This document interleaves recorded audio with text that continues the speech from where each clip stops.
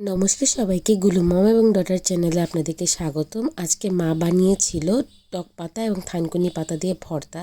এখানে মরিচ টেলে নিয়েছে, সাথে হচ্ছে গিয়ে থানকুনি পাতা ধুয়ে পানি ঝরিয়ে নিয়েছে এবং টক পাতাটাকে টেলে নিয়েছে। এবার প্রথমে থানকুনি পাতাটাকে বেটে নিবে।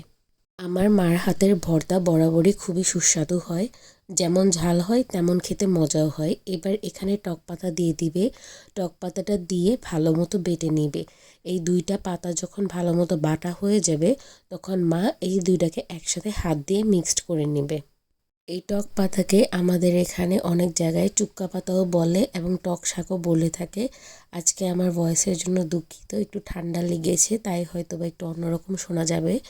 এরপরে এখানে হচ্ছে যে শুকনো মরিচ ভেজে রেখেছিল মা, এগুলিকে দিয়ে বেটে নিবে।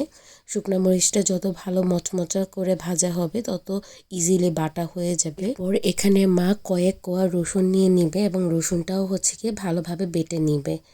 এরপর এগুলো সব কিছু বাটা হয়ে গেলে পরিমাণ মতো লবণ দিয়ে তারপরে লবণটাকেও একটু বেটে নিবে এবং লবণটা বাটা হয়ে গেলে ভর্তার সাথে লবণটাকে ভালোভাবে মিক্স করে নিবে।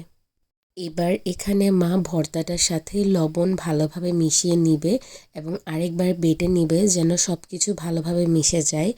এরপরেই ভর্তা বানানো শেষ। এবার ভর্তা যেহেতু মা বানিয়েছে সেহেতু সে তো পাটা গড়াবেই, কারণ ছোটোবেলা থেকে আমি আবার এরকম পাটা গড়ানো ভাত খেতে অনেক পছন্দ করি। তো মা এখানে এরপরে গরম গরম ভাত পাটায় মাখিয়ে নিচ্ছিল।